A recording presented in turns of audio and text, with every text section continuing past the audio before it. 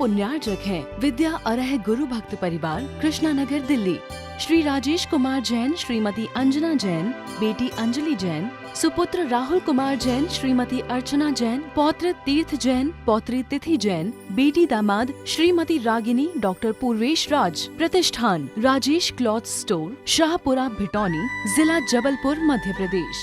बोलिए पंच परमेष्टि भगवान की जय, भगवान महावीर स्वामी की जय, अहिंसा परमो धर्म की जय, परम पूज्य आचार्य गुरुवर श्री विद्यासागर जी महाराज की जय, परम पूज्य आचार्य श्री समय सागर जी महाराज की जय, परम पूज्य मुनि श्री योग नियम सागर जी महाराज की, परम पूज्य मुनि श्री क्षमा सुधा समता प्रमाण सागर जी। जीवन को स्वस्थ और व्यवस्थित बनाने वाले सूत्रों की चर्चा हम कर रहे हैं। एक एक सूत्र को समझने का प्रयास भी हम सभी करते हैं। पिछले विगत दिनों से एक ग्रस्त सदग्रस्त कैसे बनता है, इस पर आप हर रोज सुन रहे हैं। पंडित आसाधर जी के द्वारा सागार धर्मामृत से उद्धृत 2 गाथाओं के माध्यम से हम अपने जीवन से जुड़े हुए संदर्भों को समझने का प्रयास करते हैं। न्यायोपात्य धनो यजन गुरु गुरुण सदगिस्त्रिवर्गम भजन नन्यो ज्ञान गुणम तदरि ग्रहणी स्थानाल्यो ह्रीमया युक्ताहार विहार आर्य समिति प्राज्ञा कृतज्ञो बसी श्रवण धर्म कथाम दयालु रघुभी सागार धर्मम चरित। 15-16 बातें हैं जो एक गृहस्थ के जीवन को ऊंचा उठाने वाली बातें हैं। आज हमारे लिए, कल भी इसी संदर्भ में कहा था, एक गृहस्थ अपने जीवन की दिनचर्या कैसे करता है, युक्ताहार विहार। इस संदर्भ में थोड़ी सी बात आपके सामने रखी थी। आज पुनः उसी संदर्भ को आगे बढ़ाते हुए मैं अपनी बात को शुरू करूं। एक शिष्य ने भगवान महावीर से पूछा था कि भगवान, मैं ऐसा क्या करूं जिससे पाप का बंध ना हो। तो भगवान महावीर के उपदेश में आया था, बस कुछ नहीं करना है। जिन चीजों से हमारे जीवन में पाप जुड़ता है, उन चीजों से परहेज करना है। हमारी चर्या में कहीं ना कहीं दोष लग जाता है, त्रुटियां हो जाती हैं, क्योंकि हमारे पास इतना समझ और ज्ञान नहीं है कि हम अपनी चर्या को व्यवस्थित चला सकें। तो शिष्य ने प्रश्न किया था, कैसे चले, कैसे बैठे, कैसे उठे, कैसे चेष्टा करे, कैसे खाए, कैसे पिए, कैसे सोए, जिससे हमारे जीवन में पाप का बंध ना हो। इसी बात को थोड़ा सा चेंज करके उसी गाथा को गुरुदेव भगवान महावीर ने बदल दिया। बस यही कहा कि यत्न पूर्वक चले, बैठे, खाए, पिए, सोए, सब कुछ चर्या करें। यत्न यानी सावधानी पूर्वक यदि हम अपने जीवन को चलाते हैं तो निश्चित तय मान करके चलना, हम उस पाप से, तत्संबंधी पाप से बच सकते हैं। इसी संदर्भ को आज आगे बढ़ाते हुए मैं आपके सामने चल रहा हूँ। आज का जो विषय है युक्ताहार विहार, उसका सिर्फ इतना ही अर्थ होता है कि वही युक्त है जो तर्क संगत हो, जो उचित हो, विवेकपूर्ण हो, ऐसा ही आहार करे। जिस भोजन को करने के बाद तुम्हारे शरीर में किसी भी तरह की प्रतिकूलता निर्मित ना हो, भोजन करने के बाद, आहार करने के बाद, खाने के बाद यदि तुम्हारे शरीर में कुछ प्रतिकूलता जैसी स्थिति निर्मित हो रही है, तो समझना कि हमारा भोजन ठीक नहीं है। हमने भोजन तो किया, लेकिन भोजन करने के बाद कुछ रिएक्शन हो गया था, कुछ गलत प्रतिक्रिया हमारे शरीर में हो गई। तो होता है कई बार ऐसा, जिस व्यक्ति का सात्विक भोजन होता है, सरल भोजन होता है, शुद्ध भोजन होता है, यदि कहीं पर मिर्च मसाला वाला भोजन चिटपटा आदि उसने ले लिया तो उसका स्वास्थ्य गड़बड़ हो ही जाता है। इसलिए शरीर की क्षमता को देखते हुए, शरीर की स्थिति को परखते हुए हमें अपने शरीर में ईंधन देना चाहिए, यानी भोजन देना चाहिए। लेकिन लोलुपता में आकर के व्यक्ति इतना खा लेता है, उसे इतना भी ज्ञान और भान नहीं होता है कि मैं क्या खा रहा हूं और कितना खा रहा हूं। बस मिला है तो छोड़ो मत, आने दो रोको मत, जैसे तैसे आए बस खाते जाओ, जो होगा सो बाद में देखा जाएगा, डॉक्टर के पास चला जाऊंगा, पर अभी तो मौका मिला है तो खाते जाओ। ऐसे खाने से क्या वायदा कि बाद में दवाई भी खाना पड़े। इससे कहा गया है युक्त आहार होना चाहिए जो हमारे शरीर को लाभदायी हो। आहार विहार बड़ा व्यापक शब्द है। इसका मतलब है अपनी सारी प्रवृत्तियों में संयम लाना। सिर्फ खान पान में ही नहीं, खान पान, रहन सहन, आचार विचार, वेशभूषा, सब में संयम लाओ। इसका नाम युक्ताहार विहार है। इसका अर्थ है विवेकपूर्ण जीवन शैली जीना। मनुष्य विवेकशील प्राणी है। मनुष्य और अन्य प्राणियों में काफी अंतर है। आप प्राणी जगत में पशु पक्षियों को भी देखते हैं। जो भोजन आप करते हैं उस भोजन को पशु पक्षी नहीं कर सकते हैं, और जो पशु पक्षी अन्य प्राणी भोजन करते हैं वो भोजन आप भी नहीं कर सकते हैं, क्योंकि आंतरिक संरचना कुछ ऐसी होती है जो हमारे शरीर की आंतें वगैरह होती हैं वो हमारे भोजन के अनुकूल होती हैं, और जानवरों की, अन्य प्राणियों की शरीर के अंदर की जो व्यवस्था होती है वो उनके भोजन के हिसाब से होती है। वह जो कुछ भी करता है सोच विचार कर करता है। यदि उसकी सोच सुलझी हुई रहती है, साफ सुथरी रहती है, तो वह जो कुछ भी करता है उसके जीवन के विकास का साधन बनता है। सोच में यदि विकृति आ जाती है तो पूरे जीवन को विकृत बना देता है। वह विवेकहीन हो जाता है। विवेकहीनता के कारण व्यक्ति की वृत्ति और प्रवृत्ति में परिवर्तन आ जाता है, सब कुछ बदल जाता है। इसलिए आचार्यों ने कहा है कि युक्ताहार विहार करें, वही करें जो तुम्हारे आत्महित में साधक हो, साधना में साधक हो, और शरीर में बाधक उत्पन्न ना करे, जो तुम्हारे निजी जीवन के विकास का साधक बन सके, साधन बने। ऐसा कार्य कभी ना करें जिससे दूसरों के लिए बाधक उत्पन्न हो, चाहे खान पान हो, चाहे आचार विचार की बात हो, चाहे कोई भी कार्य हो। इतना ध्यान रखें कि इसे मेरे इस कार्य से किसी का अहित तो नहीं हो रहा है। जिन शासन का सार सिर्फ इतना ही है। भगवान महावीर ने कहा है जम इच्छति अपन तो जम चाणा इच्छति अपन तो तम इच्छिपस सभी या इति यरा जिन शासन।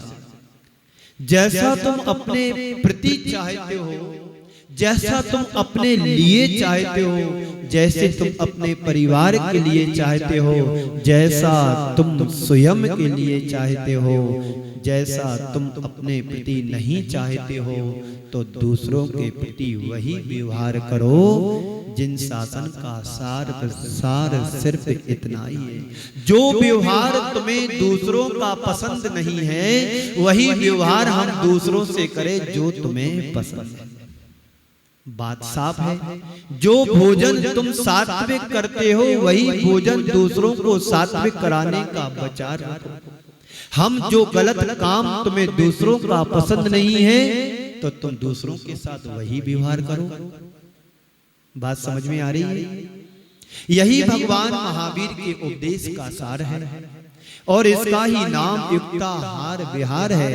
युक्ताहार विहार वही है जहां अपने हितों के साथ साथ दूसरों के हितों का भी ध्यान रखा जाए।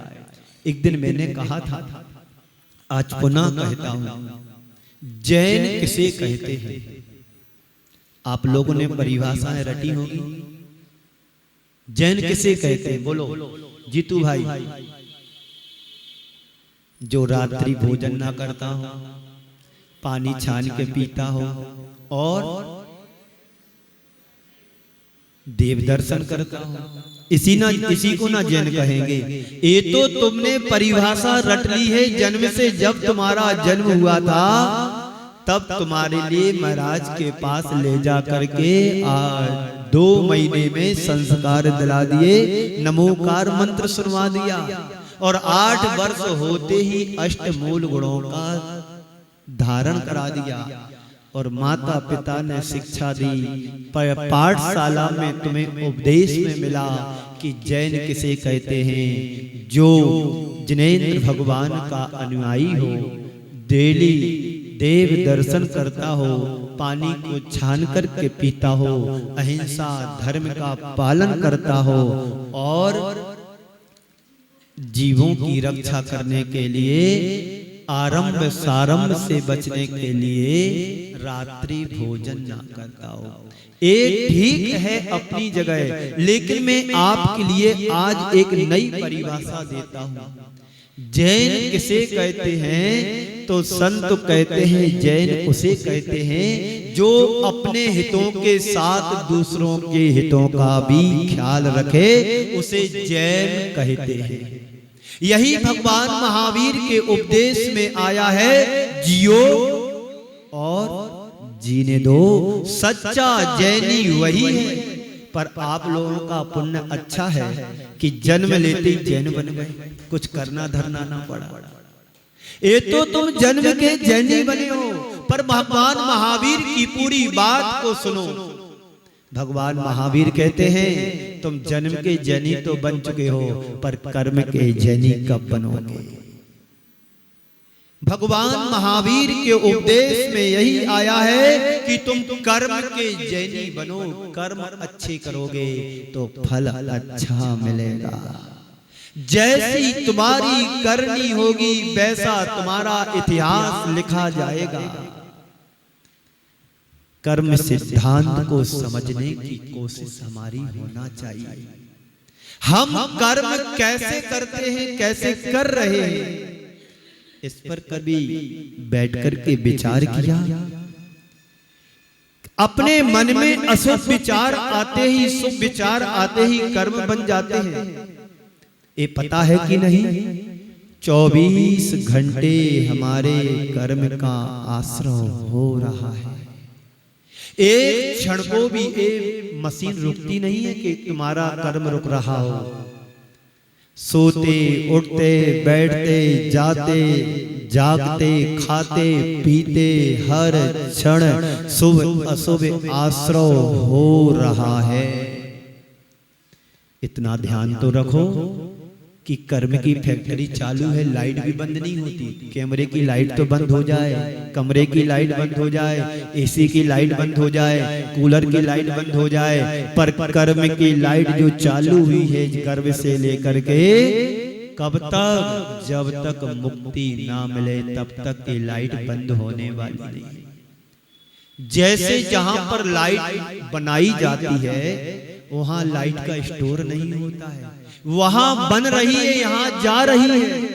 ऐसे ही जब से हमारा जन्म हुआ है तब से कर्म की लाइट बन रही और कर्म के रूप में बंध रही। तो क्या करना है? भगवान महावीर ने कहा है, जैसा तुम अपने प्रति चाहते हो और जैसा तुम अपने प्रति नहीं चाहते हो, दूसरों के साथ वैसा ही व्यवहार करें। जिन शासन का सार सिर्फ इतना ही है, यही भगवान महावीर का उपदेश का सार है और इसका नाम ही युक्ताहार विहार है। युक्ताहार विहार वही है जहां अपने हितों के साथ साथ दूसरों के हितों का भी ध्यान रखा जाए। जिस आहार विहार में, जिस प्रवृत्ति में, जिस आचार विचार में अपने हितों के साथ साथ दूसरों के हितों का भी, हितों की उपेक्षा नहीं की जाती है, वह आहार कभी भी हमारे लिए नुकसानदायी नहीं हो सकता है। और जिस आहार विहार के साथ अपने हितों के साथ दूसरों की उपेक्षा की जाती है, वह युक्ताहार विहार कभी भी जीवन में नहीं अपनाना चाहिए। इसलिए अपने खान पान में, रहन सहन में, वेशभूषा में संयम रखने की हमारे आचार्यों ने सलाह दी है। अपने आचार विचार पर संयम रखने की प्रेरणा दी जाती है सिर्फ इसलिए कि हमारी प्रवृत्ति में अपने हित के साथ साथ दूसरों के हित में साधक बने, बाधक नहीं। बाधक ना बने, क्योंकि दूसरों के हित में बाधक बनना सबसे बड़ा अधर्म कहा गया है। धर्म क्या है? हम दूसरों के सहयोग में साथ बन सके साथी, दूसरों के कल्याण के हित में हम साधक बन सके। यदि आपको चींटी दिख रही है और पैर ना पड़ जाए, यही तुम्हारा युक्ता विहार कहलाता है। भोजन में कहीं कोई अशुद्धि ना जुड़ जाए, यही युक्त आहार माना जाता है। तो आहार और विहार में युक्तता कैसे आए, युक्तता कैसे आए? तो पहले हम युक्त आहार के संबंध में चर्चा करें। आहार हमारे जीवन का आधार कहा गया है। आप भोजन एक दिन ना करेंगे तो आपको कैसा लगेगा? बोलो।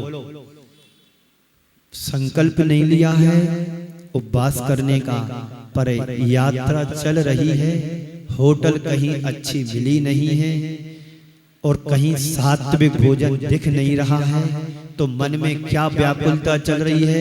12 बज गया, 1 बज गया, गाड़ी वाले ने कहीं रोका नहीं है, तो आकुलता होगी कि नहीं होगी?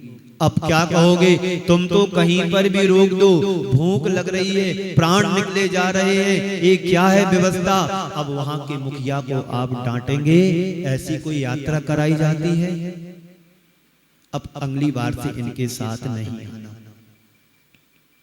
तो आहार हमारे जीवन का मूल आधार है, जिसके ऊपर एक स्ट्रक्चर खड़ा हुआ है हमारा शरीर का। औदारिक शरीर जो टिका हुआ है, उसके लिए नीति वाक्यों में कहा है अन्न मूलम बलम पुंसाम, अन्न मूलम बलम पुंसाम, बल मूलम ही जीवनम। क्या कहा है? शरीर के बल का आधार अन्न है और जीवन का आधार उसकी शक्ति यानी बल है। जीवन बल मूलक है। शरीर में यदि बल ना हो तो शरीर चल नहीं सकता है। तुम्हारे अंदर जो ताकत कौन दे रहा है? जो तुम भोजन करते हैं ना, वो भोजन तुम्हारे अंदर शक्ति देता है, बल देता है, ताकत देता है और सप्त धातु में परिवर्तित होकर के फिर शेष भाग को बाहर भी मशीन निकाल देती। आपने गन्ने का रस पिया कभी? पिया है, कई बार पिया है। कैसे निकलता है? मशीन में गन्ने को डालते हैं, 3 बार 4 बार और 5 बार उसका पूरा रस निचोड़ लेते हैं और जो शेष छिलका बचता है उसको फेंक देता है। ऐसे ही हमारे अंदर की जो मशीन है शारीरिक, शरीर के अंदर जो मशीन फिट की है कर्म के उदय से, उसमें तुम अच्छा सरस भोजन देते हैं, गुलाब जामुन देते हैं, रस मलाई देते हैं और बाटी चूरमा आदि दे करके, दाल बाफले दे करके और नमक मिर्च मिला करके फिर चटनी और फिर जीरा मन हो आ जाए तो मन मेरा बाग बाग हो जाए। इन सारी चीजों को शरत तुम दे करके वो नीरस बना करके रस ले करके छोंक के रूप, मतलब क्या बोलते हैं, जैसे गन्ने का छिलका अलग कर देते हैं, ऐसे ही मल के रूप में नीरस भाग ये मशीन बाहर कर देती है। जो सत्य है, जो अंदर का जो पौष्टिक चीजें हैं, वो सत्य धातु में बदल जाती हैं। तो तभी तुम्हारे अंदर शक्ति आती, बल आती, ऊर्जा आती, एनर्जी आती। तो अन्न मूलम बलम पुंसाम, बल मूलम ही जीवनम। जीवन बल मूलक है। शरीर में यदि बल ना हो तो शरीर चल नहीं सकता है। इसलिए प्राणी को भोजन करने की आवश्यकता है। शरीर को चलाना जीवन के लिए बहुत जरूरी है। जीवन को शरीर का बड़ा गहरा संबंध है। शरीर है तो जीवन का कुछ अर्थ है, नहीं तो जीवन समाप्त। आप उपवास कर लो 1 महीने 2 महीने के, अपने आप समाधि हो जाएगी। बोलो होगी कि नहीं होगी? जब तक इस शरीर को हम अन्न पानी देते हैं, शरीर टिका रहता है। जैसे इस शरीर को अन्न पानी धीरे धीरे कम कर देते हैं देना, तो शरीर और कसाएं अपने आप कृष्ण होने लगती हैं, क्षीण होने लगती है। दूसरी ओर जीवन है तो शरीर का मूल है। जीवन खत्म तो शरीर का मूल नहीं। जीवन के अभाव में शरीर मुर्दा हो जाता है। जीवन के अभाव में शरीर मुर्दा हो जाता है और शरीर के अभाव में आत्मा प्रेत बन जाती है। क्या सुना? जीवन के अभाव में शरीर मुर्दा बन जाता है और शरीर के अभाव में जीवन यानी आत्मा प्रेत बन जाती है। दोनों का बड़ा गहरा संबंध है। जब तक शरीर है तब तक जीवन टिका है, और जब तक जीवन है तब तक शरीर टिका है। दोनों एक दूसरे के पूरक हैं। इसलिए जीवन को चलाने के लिए, शरीर को चलाने के लिए कहा गया है, शरीर माध्यम खलूस धर्म साधन। शरीर माध्यम खलु धर्म साधन। शरीर से के माध्यम से ही हम धर्म की साधना कर सकते हैं। शरीर को चलाना है तो भोजन देना पड़ेगा, और शरीर से फिर हमें साधना करना है तो शरीर को चलाने के लिए एनर्जी भी देना पड़ती है। पर किस शरीर के माध्यम से? हर किसी शरीर के माध्यम से नहीं। वही शरीर धर्म के लिए सहायक होता है जो स्वस्थ हो। अब मरियल आदमी से कहो कि तुम इसको 10 किलो वजन उठाओ, क्या उठाएगा वो?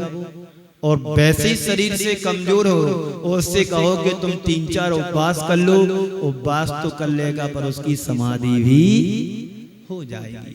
उपवास करने के लिए हमें शरीर में ताकत भी चाहिए। आने वाले दिनों में पर्युषण पर्व आ रहा है। सब लोग जो 24 घंटे खाते पीते रहते, उठते बैठते चलते खाते पीते रहते हैं, उनसे कहो अन्य दिनों में भाई तुम एकासन करो, तो कहते महाराज श्री हमसे एकासन नहीं होता है। उपवास कर लो, उपवास की तो बात ही नहीं करना। वहां फिर ताकत कहां से आ जाती है? एक दिन जो 1 घंटे बिना पानी के रहने वाला नहीं रह सकता है, वो 10 दिन तक और 16 कारण व्रत यानी 32 दिनों तक पूरे व्रत कर लेता है। ये ताकत हमारे अंदर संकल्प की शक्ति होती है। मन के हारे हार है और मन के जीते जीत। मन से व्यक्ति हार जाता है और मन से ही व्यक्ति जीत जाता है। आपकी शक्ति का परीक्षण कराऊं मैं? आपके अंदर अनंत शक्ति है। आप जब मंदिर आते हैं, बहुत कम लोग पैदल आते, अधिकांश तो गाड़ियों से आते हैं। जब आप घर से मंदिर आते हैं या घर से दुकान जाते हैं, कहीं किसी काम पर जाना है, तो गाड़ी का उपयोग करते हैं। कोई आपसे कहे पैदल जाओ, पैदल लेकर के आओ, नहीं नहीं मेरे से नहीं होता है, गाड़ी दो तो मैं काम करता, नहीं तो मैं अपने स्थान पर बैठा। ठीक है, ले जाओ गाड़ी। और वही व्यक्ति जब तीर्थराज सम्मेशकर जी की यात्रा के लिए जाता है, तो घर से संकल्प लेके निकलता है कि मैं पूरी वंदना करूंगा, पैदल करूंगा और पानी भी एक बूंद कहीं पर नहीं लूंगा। जो कुछ करूंगा तो वापस लौट करके आऊंगा। प्राण निकलने हैं तो निकल जाए, पर संकल्प से बंद करके चलूंगा। तो कहां से शक्ति आई तुम्हारे पास? है ना अंदर शक्ति? इस शक्ति को उद्घाटित करो। अंदर सब कुछ तुम्हारे अंदर भरा पड़ा है। लाइट बन रही है, पर उस लाइट को यूज तो करो। व्यर्थ में लाइट मत जलाओ। जहां एनर्जी खर्च करना चाहिए वहां करते नहीं है, और व्यर्थ के काम में सारी शक्ति लगा देते हैं। किसी ने कहा है, जितनी शक्ति तुम अपनी अन्य क्षेत्रों में कार्यों में खर्च करते हो, काश उतनी शक्ति यदि तुम परमात्मा के ध्यान में खर्च कर लोगे, तुम आज भी मुक्ति को पा सकते हो। पर पाना किसी को नहीं है, चाहिए भी किसी के लिए नहीं है। क्यों चाहे? अभी अच्छा लग रहा है, खाओ पियो मौज मस्ती करो, घी पियो, कर्जा लो, घी पियो, कतरी ओढ़ करके घी पियो। किसको देखना, क्या करना, जब देखा जाएगा। अभी तो जीवन मिला है, खाओ पियो मस्त रहो। कर्जा लेके घी पियो, चुकाते रहेंगे बाप दादा। अपन तो आराम से ऐसो आराम का जीवन दियो, पर उनका जीवन ध्यान रखना, ज्यादा दिन चलता नहीं है, टिकता नहीं है। क्योंकि शरीर को वही देना चाहिए जो शरीर तुम्हारा एडजस्ट कर सके। आपका समय होने वाला है, 15 मिनट बाकी है। क्योंकि इसलिए मैं याद दिला देता हूं आप लोगों को, कहीं आपका सुनने में मन ज्यादा ना लग जाए, फिर हमारा सुनाने में मन लग जाएगा, तो फिर आप कहोगे आप तो लेट कर दिया महाराज जी ने। लेट नहीं, प्लेटफार्म पे समय पर पहुंचोगे तो ट्रेन मिलेगी, और लेट जाओगे तो फिर लेट जाओगे तो सब लेट लेट ही हो जाएगा। इसलिए प्रवचन सुनने के लिए भी समय से आना चाहिए। वैसे यहाँ के सभी अच्छे लोग हैं, समय से आ जाते हैं। 2-4 तो हर जगह लेट आते हैं, उनका काम ही है लेट आना। और क्योंकि घर में लेट से उठते हैं तो लेट आना यहाँ पर हो जाता है।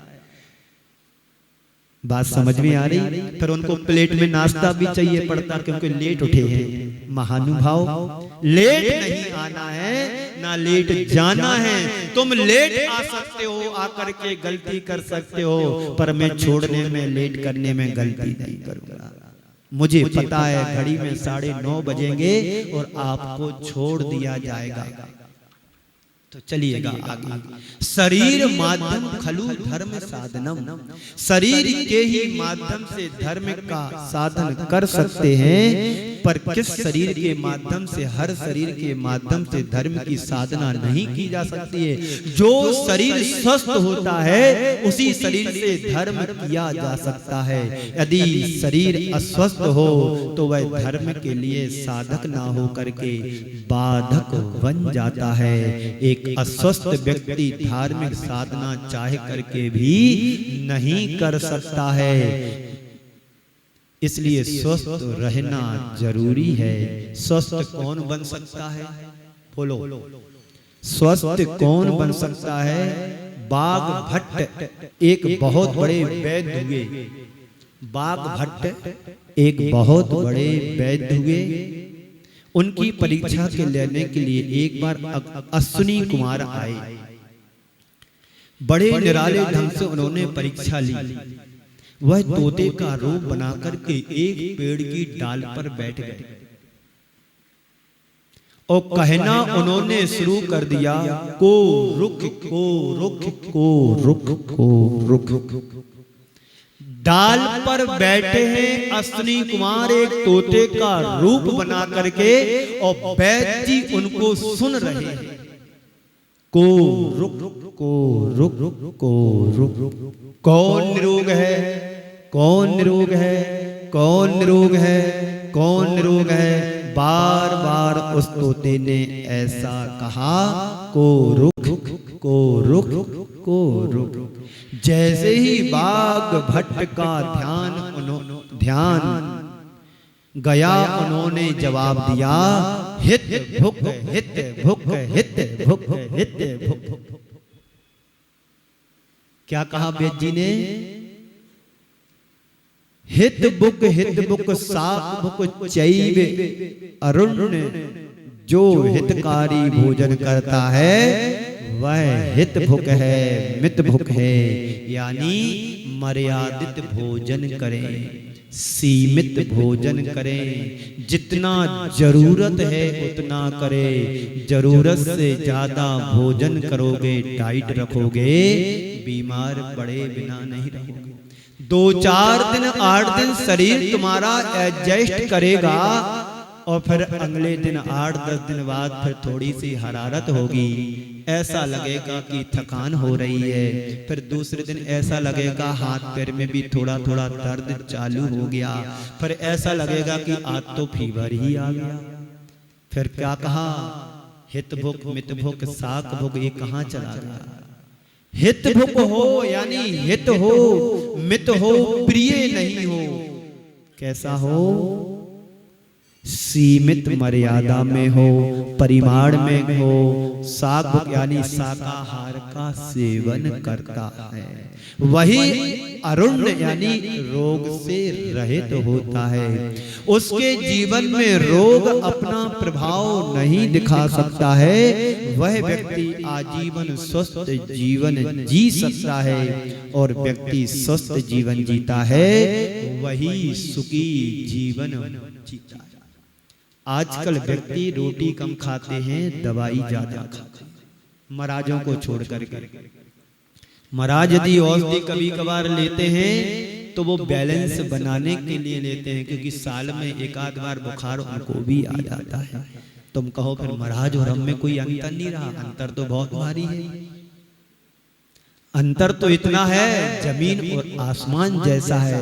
तुम 2 बार खाते तो बड़े आदमी हो, महाराज गरीब आदमी 1 बार खाते। अंतर तो इतना बड़ा है। आप बार बार खाते, महाराज 1 बार खाते, क्योंकि गरीब है महाराज।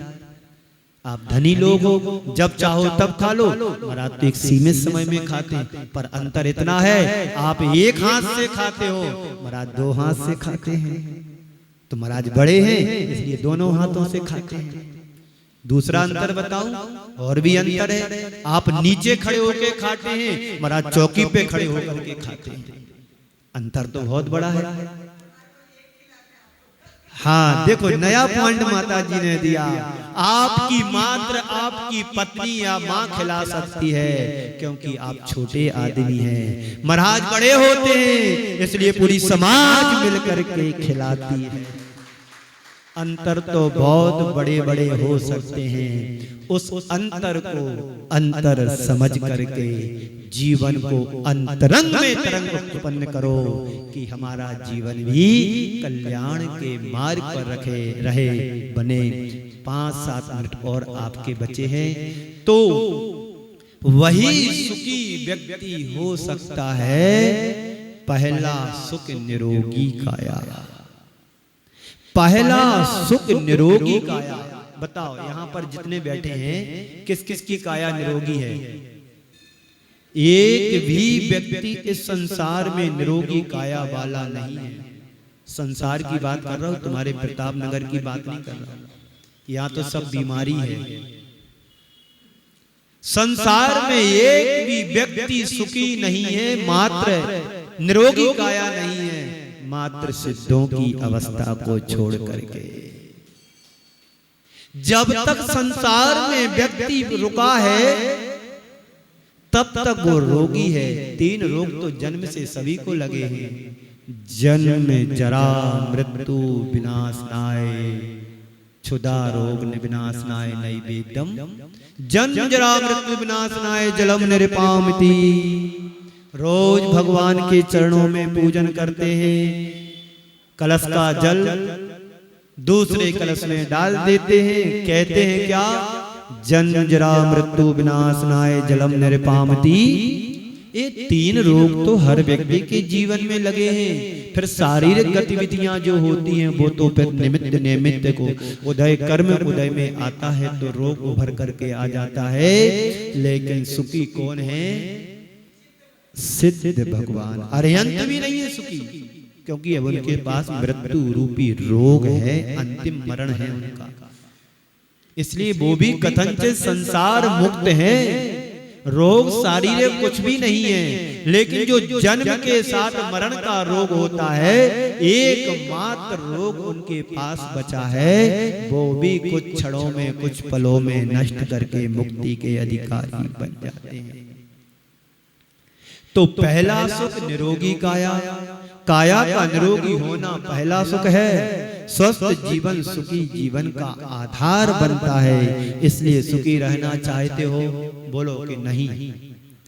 जय त्रिभुवन में जीव अनंत सुख चाहे, भयबंद नहीं, सुख चाहे, बस यहां तक पढ़ो।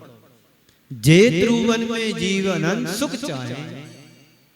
इसलिए सुखी रहना चाहते हो तो क्या करो, स्वस्थ रहो।